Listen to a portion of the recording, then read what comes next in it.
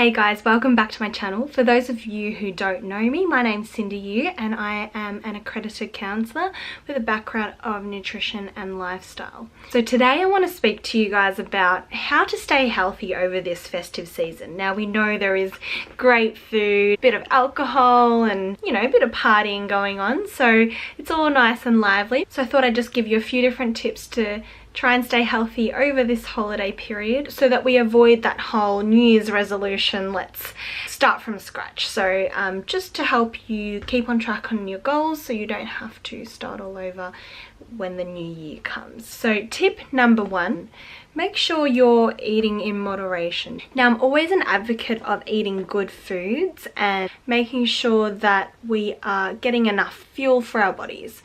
So making sure that we're not overeating, we're listening to our body cues and our hunger cues. When we're hungry, we're going to eat, and when we're full, we're going to stop. So avoiding getting to that point of, I'm so full, I'm going to explode, or I want to vomit, or any of those feelings. Just really listening to your body and keeping in mind that it does take 20 minutes for that signal in our body to tell our brains that we are actually full. Do eat as slow as you can. Try not to gobble down the food, as enticing as it is. Try and take your time, pace yourself, look at the portions that are on your plate and try and stick to that. More than welcome to get seconds if you're still hungry, but just everything in moderation. Don't restrict yourself. Don't avoid foods because you're scared of them or you think that they are unhealthy.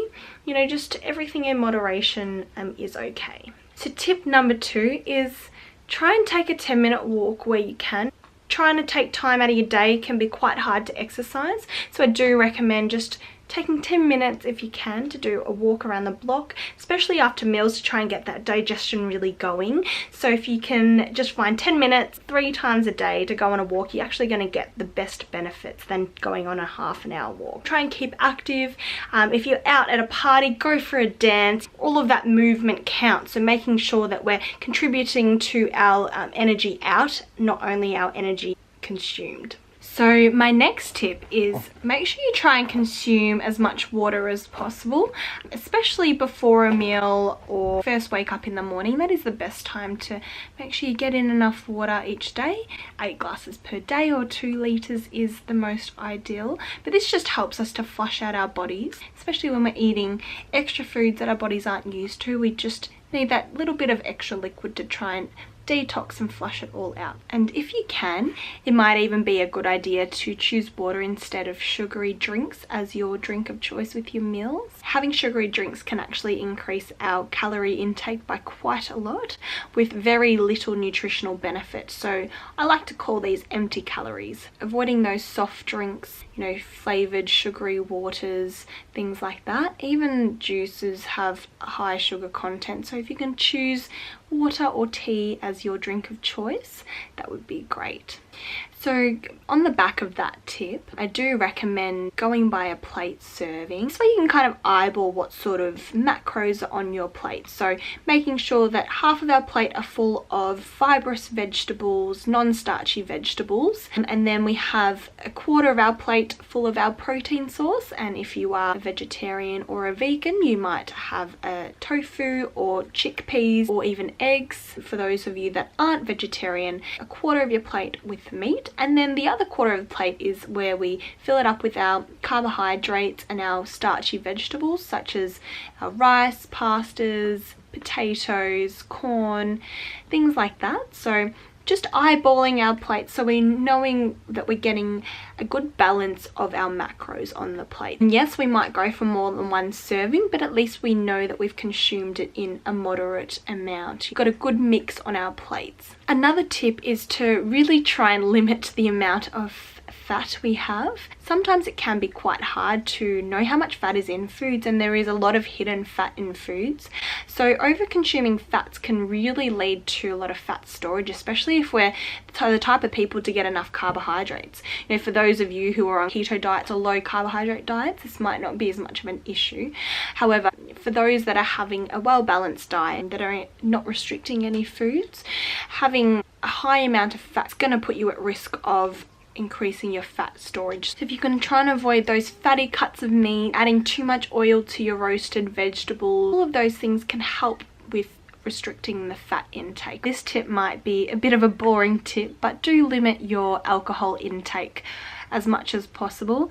Alcohol is very high in calories and provide pretty much no nutritional benefits, so where possible really do limit the amount of drinks you have. Of course we want to enjoy this festive season, but just everything in moderation. Like I've said, we don't want to restrict what foods we intake, but to try and just limit the amount that we take in each of these food categories, especially alcohol. So if you can, just have a couple of glasses of wine just to celebrate, but don't get too silly. Alcohol can really rapidly increase our calorie intake for the day and really offset all the good work we've done if we're trying to consume the right foods and put in all this effort, and then that can all come undone just by consuming alcohol. Alcohol actually has a really high energy content, as almost as high as fat, and on top of this we often mix alcohol with sugary mixes, which can then further increase our intake of calories for the day. So where possible, try and mix it with soda water or limit those sweet alcohols like Moscato, fruity mixes like cruisers. So that could also be like juices as well. So all of these contain a lot of sugar and therefore a lot of calories. So not only are we intaking a lot of calories through alcohol, we're also increasing that through what we're mixing it with. So just be mindful of what we're mixing it with and try and reduce the amount of calories we're consuming in our drinks. So my final tip is, and this is a rather important one for our mental well-being, is don't feel guilty about the foods you're eating, and don't feel guilty that you haven't necessarily stuck to your schedule or diet. If you can take anything out of this, it is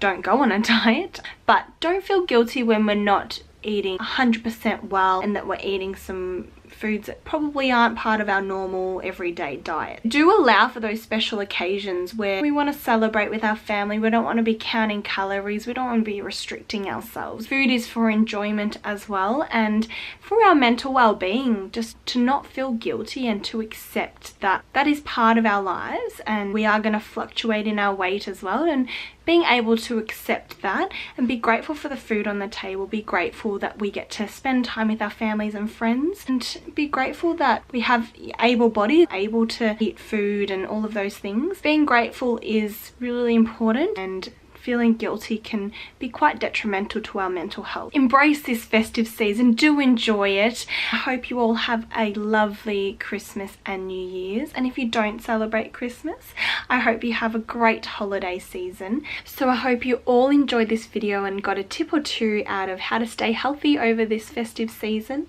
If you have any questions, please comment below, or if you would like access to my services, please email me. All of my details are on my website, which is in the description box below.